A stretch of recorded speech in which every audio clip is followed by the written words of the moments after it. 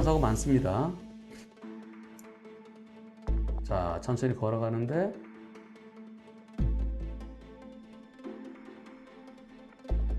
네, 이 사고 뭐 하러 가시다 그랬을까요? 점심 드시러 가시다 그랬나요? 그렇네, 점심이네요. 저희 어머님께서요, 점심시간에 식사하러 가시기 위해서 식당으로 가시던 중에 후진하던 직장 동료 차에 부딪혔습니다. 어두운 실내에 계시다가 밖으로 나오면서 햇빛이 강해서 앞이 잘 안 보이는 상황. 그건 아니고요. 어머님이 그냥 뭔가 딴 생각하신 거예요. 딴 생각하다 지나가시다가 또 차량 운전자도 서두르는 바람에, 그렇죠. 후진할 때는 그 뒤만 볼 게 아니라 사람들이 왔다는 주변을 잘 살펴야 되죠. 이 사고 다시 한번 사고 영상을 보시겠습니다. 이런 사고 참 많아요. 남의 일이 아닙니다. 원본이 아님에도 불구하고 제가 중요한 거기 때문에. 회사 주차장이죠. 마당이죠. 회사 마당. 예.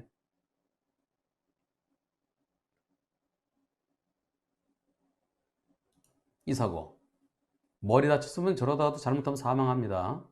운 나빠서 모서리, 화단 턱 이런 데 붙이면 사망해요. 사망하는 식물인간 됩니다. 이 사고 보행자 과실은 얼마나 될까요? 1, 10%, 2, 20%, 3, 30%, 4, 50%. 투표 시작. 한문철 TV의 존재 이유는 투표에 있습니다. 투표. 야, 완전히 와, 야, 팽팽하네요. 거의 4분의 1씩이네요. 이런 투표 결과는 앞으로도 안 나올 겁니다. 거의 4분의 1씩이에요. 태극기 그린 것 같아요. 빵프로도 할 걸 그랬어요? 빵프로. 보행자 빵프로 의견 있으십니까, 혹시? 4대 천왕. 예, 도너츠 예쁘네요. 피자 잘라놓은 것 같네요. 저거 빵프로는 아닙니다. 차가 있지, 여기. 차가 있는 곳을 지날 때는 항상 주변을 살펴야 돼요. 이 사고 한 20% 볼 것 같아요. 10%보다는 좀 더 많이 볼 것 같습니다. 항상 그래서 차인들은 주변을 살펴야 돼요. 15%에서 한 20%? 한 20%볼 것 같아요. 항상 여러분들요, 차들이 있는 곳은 그 중에 어떤 차가 움직일 수도 있다. 비상등 안 낀 차도 움직일 수도 있다. 항상 주변을 살피고, 중요합니다. 4번을 선택하신 분은 도대체 뭐예요? 아이고, 이런 사건이 있었어요. 예전에 빌라 주차장에 차들이 이렇게 서 있잖아요. 빌라 1층, 2층부터 빌라고 1층은 이렇게 돼 있잖아요. 차들이 쭉 돼 있잖아요. 계단으로, 엘리베이터 타고 내려와서 차에 탔습니다. 출발합니다. 여름날 아침이에요. 그날 밤에 비가 왔어요. 어떤 사람이 요 앞에 앉아 있었습니다. 이렇게 앉아 있었어요. 사람이. 여기 차에 기대서 자고 있었어요. 그때 사람 과실 40%, 자동차 과실 60%로 봤어요. 요 앞으로 아기가 지나갈 수도 있고 그런데 왜 앞을 확인하지 않았느냐? 애들이 놀고도 있을 수 있지 않느냐? 차에서 타기 전에 요 주변 한번 살펴봤어야 된다. 그래, 출발하기 전에 앞을 살펴봐야 되고요. 후진할 때 뒤쪽 살피면서 좌우를 살피면서 해야 돼요. 천천히. 후진할 때 천천히 주변을 살펴야 돼요. 그런데 이 차는 어떻게 했나요? 물론 속도가 빠르진 않습니다. 차가 움직이잖아요. 움직이는데, 네, 차가 움직이잖아요. 주변을 살폈어야 돼요. 20%. 15% 취소, 20%. 항상 사주 경계를 해야 됩니다.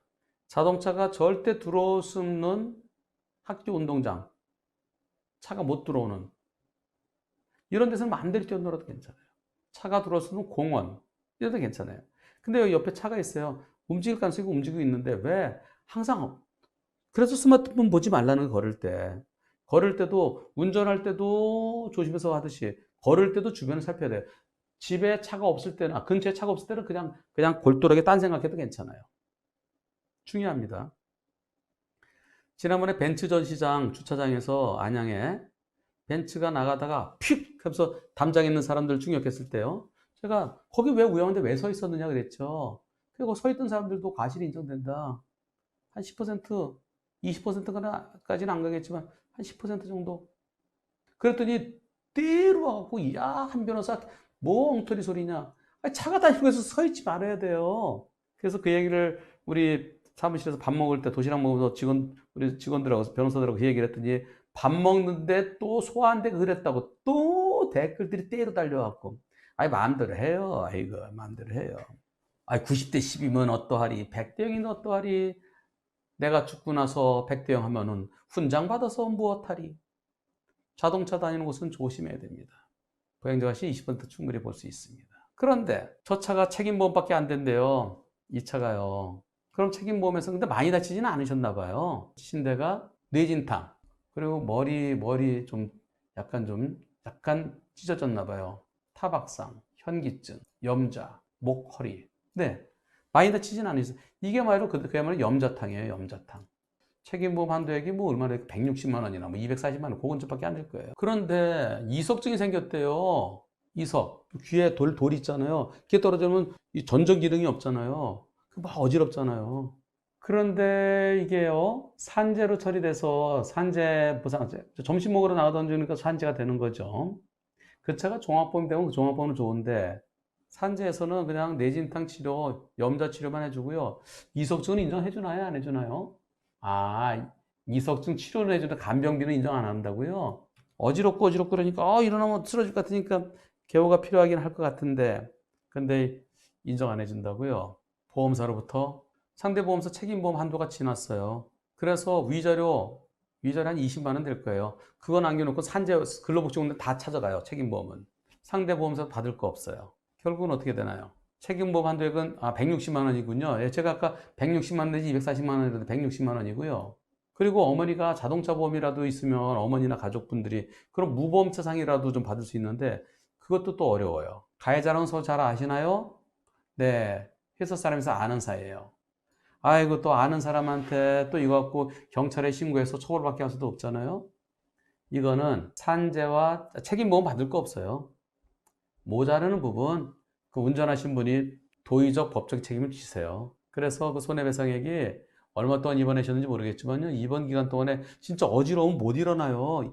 근데 21일 입원해 계셨군요. 23주. 식물인간 안개인데 참 다행이라 생각해야죠. 거기에 모서리가 있었으면 식물인간인데요. 식물인간 되면 10억 넘어요. 그러면 내가 1억 8천 나오고요.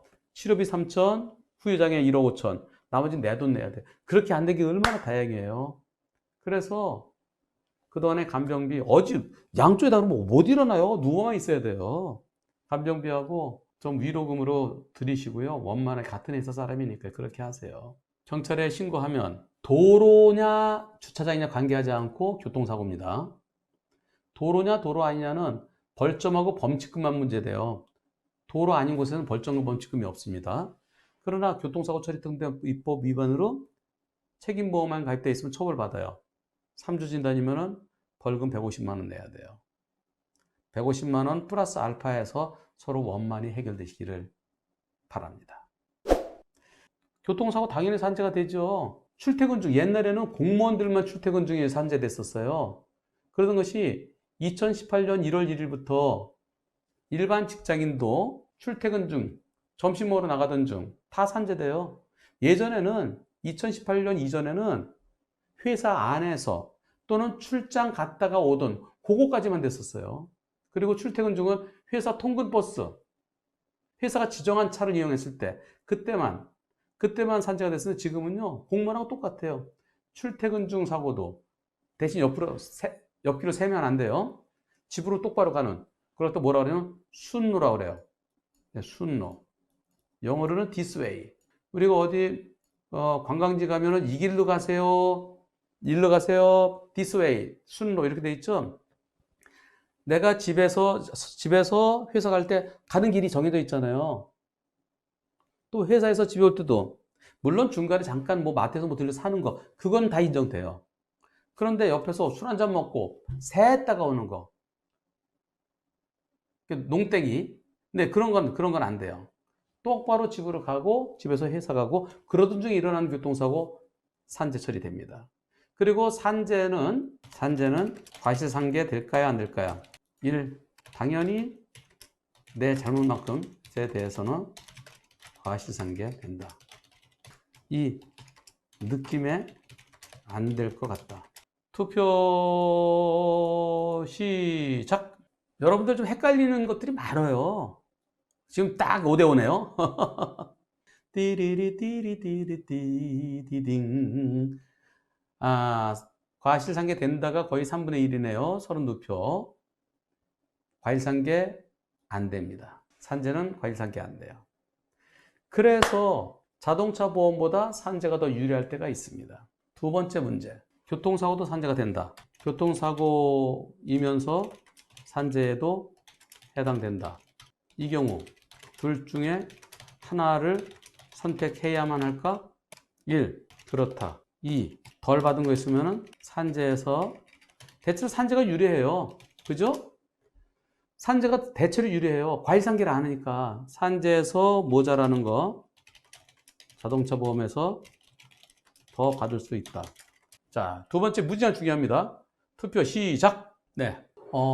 그렇다고 생각하시는 분들이 26%나 되네요. 보험사는 그렇게 얘기합니다. 아, 이거 과실도 크고요. 산재가 더 많아요. 산재로 하세요. 그럼 산재로 받았네요. 더 많이 받으셨네요. 끝이에요. 새빨간 거짓말의 보험사. 예, 그건 거짓말입니다. 산재, 일반적으로 산재를 먼저 하시는 게 좋습니다. 그리고 모자라는 거, 그거는 자동차 보험에서 받아야 됩니다. 특히 산재 없는 게 있어요. 뭘까요? 가장 대표적인 거.